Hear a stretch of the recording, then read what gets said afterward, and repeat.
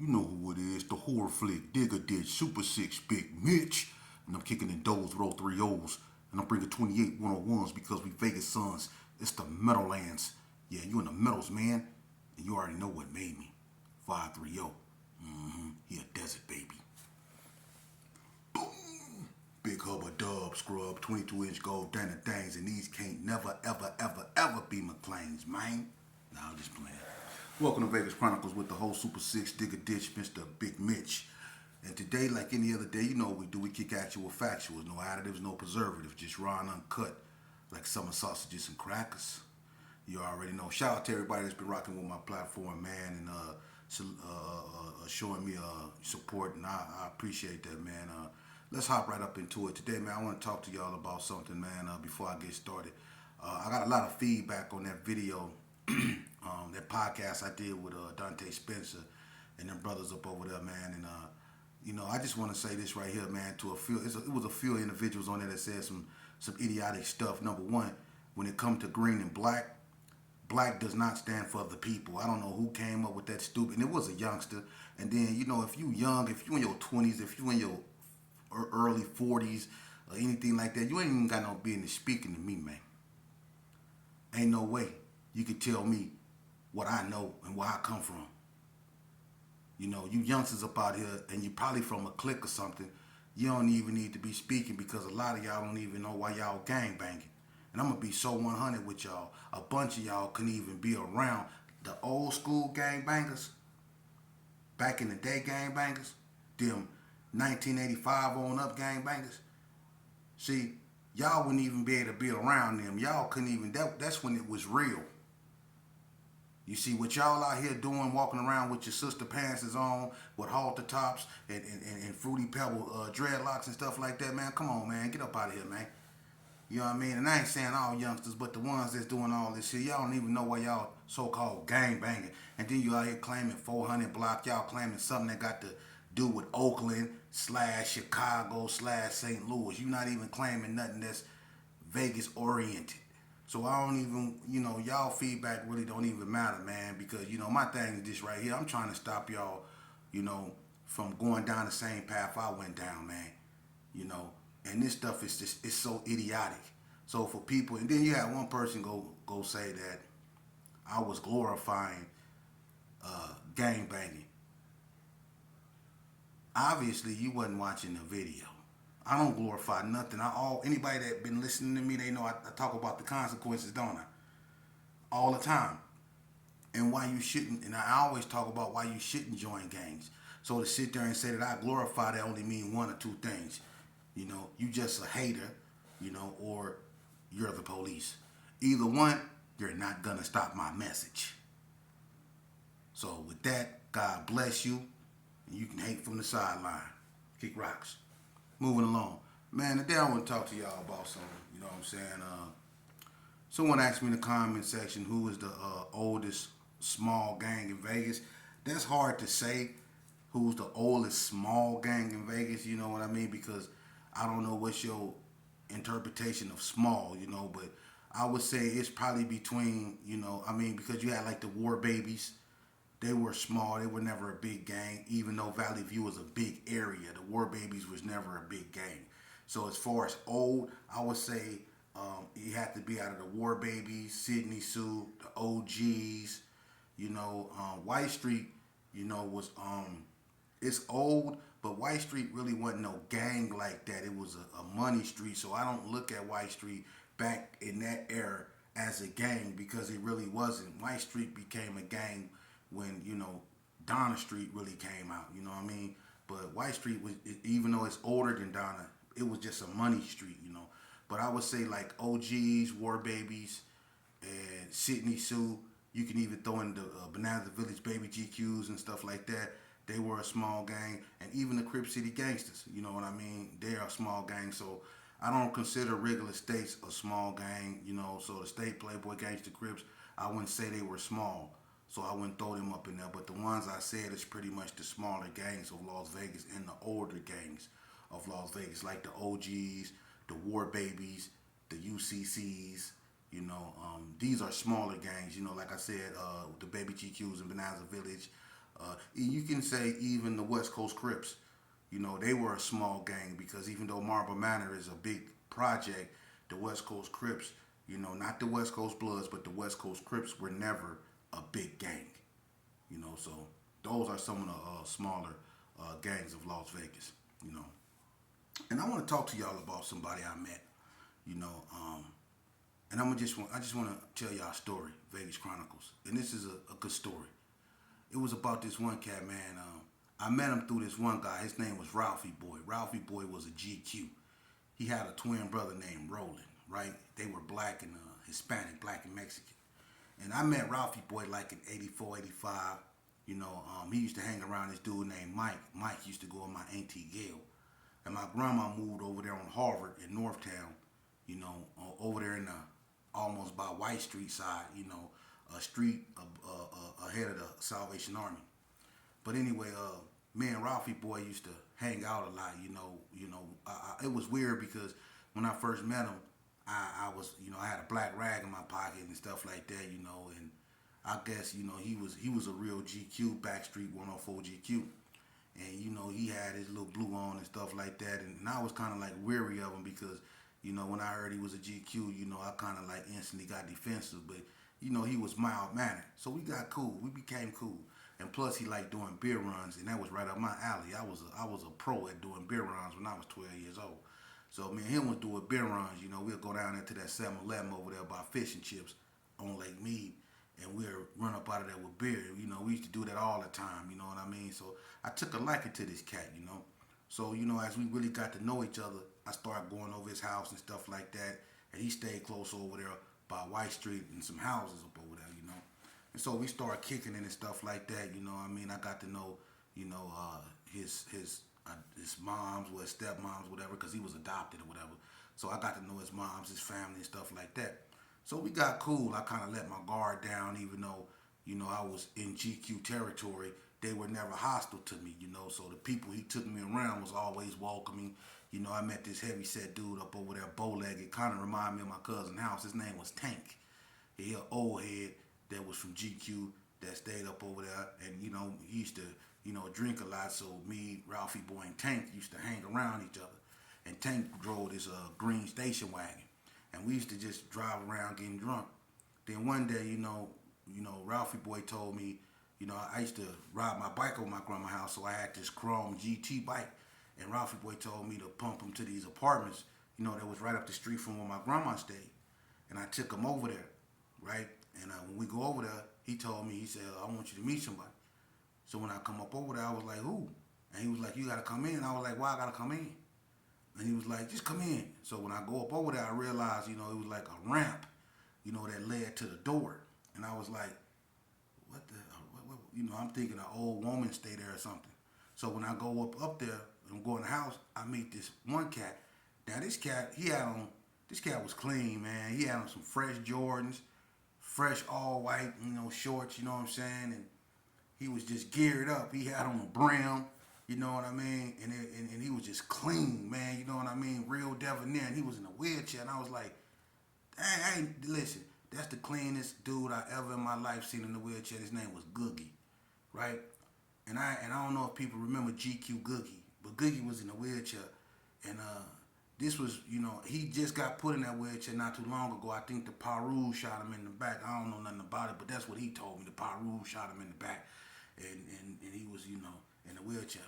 But I met Googie, man, and Googie was real cool. You knew he was a GQ because he stayed debonair, he stayed clean, And I used to, we used to walk around and stuff, and he used to let us, push him, And so once I got to know him, real good, that dude right there. Now listen, I ain't never met a dude that was like Googie.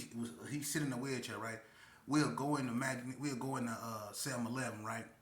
And we'll go down the aisles, right? And like if we want some like cookies or if we want something in the, he'll lean forward in his wheelchair and we'll take whatever we want and we'll put it in his back and he'll just lean backwards like this on whatever we put in the back of his wheelchair. So we'll go down there to the brew and he'll like scoot up in his wheelchair, right? And we'll put beers in behind him in his wheelchair, like 4 beers, and he'll just lean back on the beer. right? And we'll just be pushing them out of there, you know. And we used to be getting them like that all the time. When I was like, man, and we used to push him all the way down a pistol pizza. We used to be all up in there ordering pizza and stuff, man. I like Googie, man. Googie was cool, and he kept a 357 up under his leg. You know what I mean? Even though he was in the wheelchair, he kept a gat, all that, you know.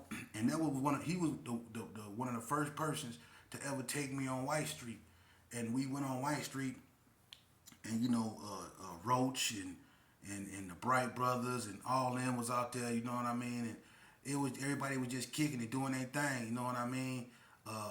Al Wack from Donna used to be up over there on the moped. You know what I mean? Everybody used to just be kicking it. You know what I mean? But Googie was a good dude, man, and he was with the business, man. And this one thing that tripped me out though. We was out there in front of his house one night, and you know, Googie was doing his thing. You know, Googie was having money, trying to have money. And one night, I guess he get into it with a dude that was trying to, you know, buy something up off of him or whatever. And I guess he tried to play Googie. And you know, Googie in the wheelchair, and Googie told him, he said, man, y'all around here taking my kindness for a weakness. You think 'cause I'm in the wheelchair, I won't, you know, basically I won't whoop your woo woo, right? So him and the dude get into it, whoop, Googie drew down on the dude, right? And took everything in his pocket, you know what I'm saying? This cat in a wheelchair, I'm like, God, I never in my life witnessed a dude in a wheelchair rob another cat. For real, but that's what Googie was on. He was with the function in that wheelchair, man, and you know he was good peoples, you know.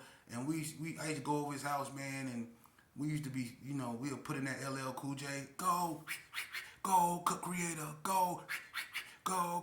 We used to be putting up in that. We used to be kicking it, man, and you know, that was my GQ partner, man. Every time I went to Northtown, man, I always found Googie, man, and he was with the function, you know. When I wanted to break from the Gerson or whatever, I'd go down there and I'd get with Googie, man. And Googie, you know, he was, I mean, it was just another part of, you know, Las Vegas, man. And Northtown was different from the West Side, you know what I mean?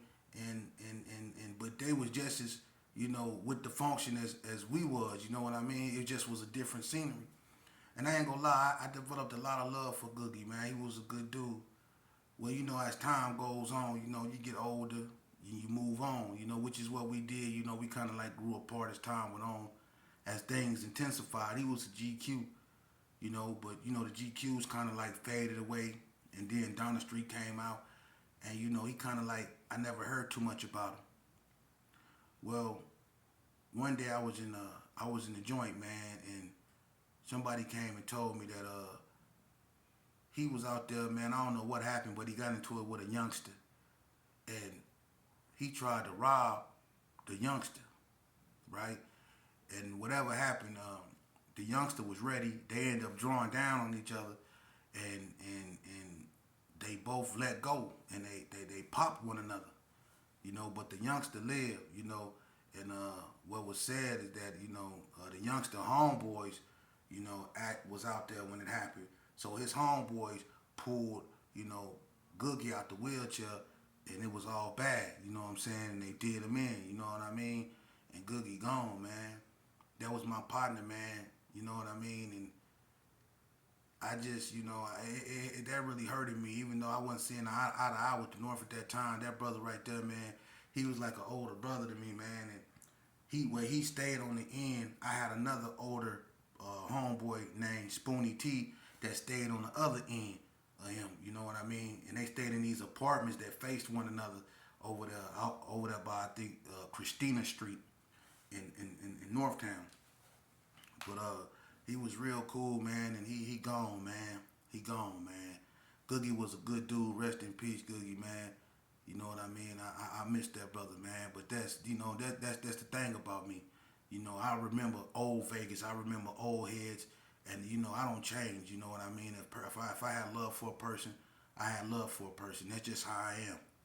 You know what I mean? And for all you dudes up out there, you know, that got something negative to say about what I'm doing, God bless you. Because if I was with the business like I used to be, y'all wouldn't even say my name. You know you wouldn't. And that's cool, though. Because my thing is this right here, man. This is bigger than me. This is not for me. God left me here not because I'm special. He left me here to deliver this message that I'm delivering to y'all. It ain't too many people that's delivering this message like me. Who else is delivering this message? And it's from an era that led to this era right here. Because if it wasn't from my era, if it wasn't for my era, it would be no such thing as this era. But I'm here to tell you the truth, you know. I'm going to tell you the truth about this. I'm going to unglamorize this right here. I'm really from over there, like I said in that video. I'm from over there like this. I remember one day, check this out. Everybody loved Dirty Rob, rest in peace, right? That was my big brother for real. He knew me when I was in Pampers. He changed my Pampers. I remember one night, look, people didn't know that Dirty Rob got put on probation. He stayed in Gearing Circle. Matter of fact, he stayed where Big Louie stayed, right across from where Crazy Katie stayed. Crazy Katie, the shotgun lady that stayed in their mama. He moved right there on the end, right there. And this is like back in '89. And I remember he was on probation. And he didn't want to mess with nobody. But I remember when Dirt got off probation. I remember I come up out there, I don't know if Dirt was gone. He was full of his package. He was like, dog, come here. Dirt was so gone. Dirt talked me into breaking into his house.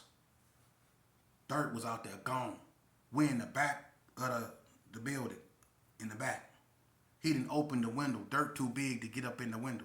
He want me to get up in the house and go in there and open the front door. He ain't told me though that he tripping with his female. I don't know if that was a chops their moms or whatever. But whoever he was living with, he didn't tell me that they tripping and she in there. You know, but he's drunk or whatever, and he just want to get the door open. It's pitch black, ain't no lights on, so I'm thinking, ain't no harm, no foul, right? Look, so I go over there. I'm semi-full of my package too, so we both over there. He get the window open. I put my foot up in his hand, and he lift me up. I get halfway in the house. I'm squirming through the window, right? I get halfway to the in the house, right? The female that's in there, look, she could have did anything she wanted to me.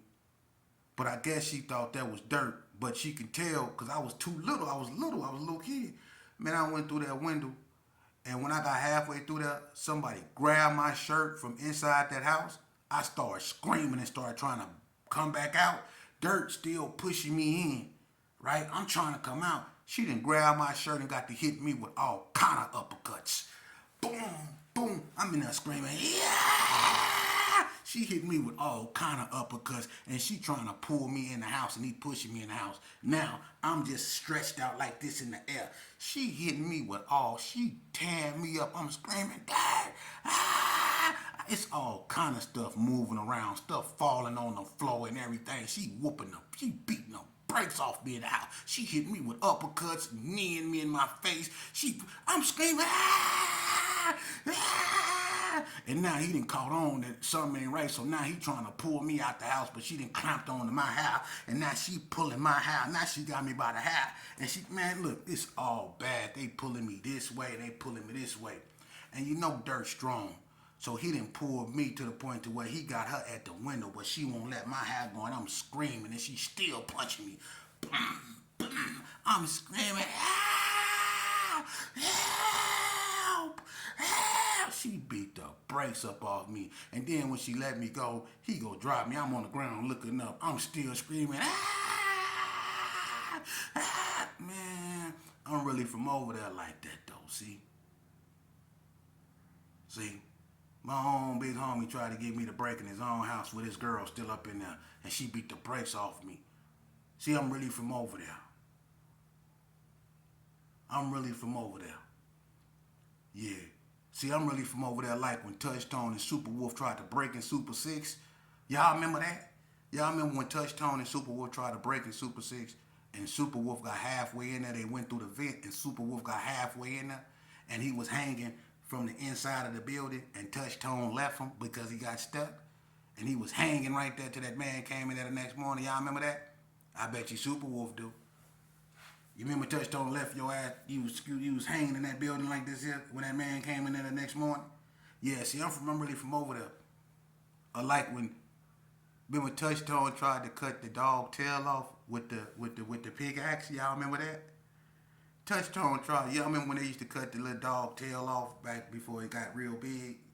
He tried to cut his dog tail off with the handle of an axe. He had the axe handle, the axe part, and he tried to take that and chop the dog tail off. And when he chopped the tail off, he took half the dog butt with him. He had half the dog butt on the tail. And look, the dog ran all the way through the Gerson screaming and collapsed and died. Excuse my French, collapsed over there in the desert. For real. I'm really from over there. So when y'all comment on this, know what you talking about, man. I'm from an era that's long gone, man. I'm from the era of the J.C. Fast, era of the McLeans, era of the Inkies, era of the cross laces, era of the Daytons. I'm from the Head West era. Do you know what that is? I'm from where they used to get that corduroy house shoes from Miller's Outpost. See, I'm from the era of the Bugle Boys. See, the baggy Bugle Boys that we used to wear with the K-Swiss. I'm from the era of LA Street clothing, LA Street. I'm a paddle wheel baby, bruh. What is you talking about, man? I'm from real Vegas. I ain't from this era y'all from now, where y'all doing chicken dances and all that. Chicken noodle soup with a soda on the side. Let it rain. I clear it out. I let it rain. I ain't from that era, man. I ain't from that era. You see? But now, it's not all about that. What it's about, man, it's about living and learning, man. And when you got people like me that come on here, man, and try to use their life story, man, to help you guys, you know what I'm saying, get a better view of where you headed, man. Because I'm going to tell you something. It's a lot of people in y'all ear, and they not telling you the right things. And y'all call them y'all homeboys. Y'all call them y'all brothers. But any man that wants you to put your life on the line for some stupidity, that ain't your homeboy. For real. You know, back in the days, before the epidemic, the crack epidemic and all that, you know what dudes used to get into it over? Females. Even during the crack epidemic, dudes always got into it over females. It'd always be a female somewhere involved. You see? And you see what dudes will do to you over a female. Homies will get homies out the way just to mess with their female. For real. They'll talk behind your back, dirty Mac, you lie, you slander you, all kind of stuff just to talk to your female. So imagine what they'll do to you behind money. That's the era you live in now. Ain't no loyalty no more, man. And the only person you really you owe loyalty to is yourself. And that's what, hinders us a lot. We put other people before we put ourselves. And that's why we find ourselves in unfortunate situations like, the penitentiary. Or even worse. Because we put our homies before ourselves. There's nothing wrong with putting yourself before other people. There's nothing wrong with loving yourself first. Ain't nothing, look, the wisest of us are the ones that love themselves more than they hate their enemies. For real. Always love yourself more than you hate your enemy. Love yourself enough not to let nobody put you in a position to where you lose your freedom. Love yourself enough to not allow nobody to put you in a position to where you lose your life. For real. Love yourself to the point to where you never allow no one to put you in a position to where you lose your family. Love yourself first and foremost, man. Ain't nothing wrong with that. That's what you're supposed to do. For real. You so fixated in what everybody else doing. And you so fixated in getting to knowing everybody else. But you neglect yourself. You want to show everybody else love. You want to show everybody else allegiance. But you don't show yourself that. You neglect yourself. And now you running around here not knowing who you are because you living your life according to other people's sayings and beliefs. Whatever they call you, that's how they act. However they say you act, that's how you act. You don't even know who you are. You scared to separate yourself from the crowd because you feel you go miss something. But to me, the best conversations are the ones that you're not a part of. You see? Them are the best conversations, the ones you're not a part of. That's why I stay to myself, man.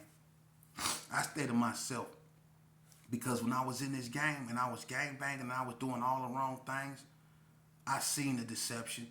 I seen the deceivery. Hell, I was one of the ones doing it. I knew it wasn't no loyalty. When I was playing this game, I knew it wasn't. And now that I don't play this game and I'm telling these youth the truth, people mad at me behind that, man. Because they want y'all to live a lie. They want y'all to go up there in them institutions and walk around in a circle because that's all they do in them institutions is walk around in a circle because it's gated up. You're not going to go nowhere. It's made for you to walk around in a circle. That's all you're going to do in them institutions is walk around in a circle. And this dude's been walking around in a circle for years. I walked around in a circle for 20 of them. So before you get to doing this right here, go walk around there 20 years.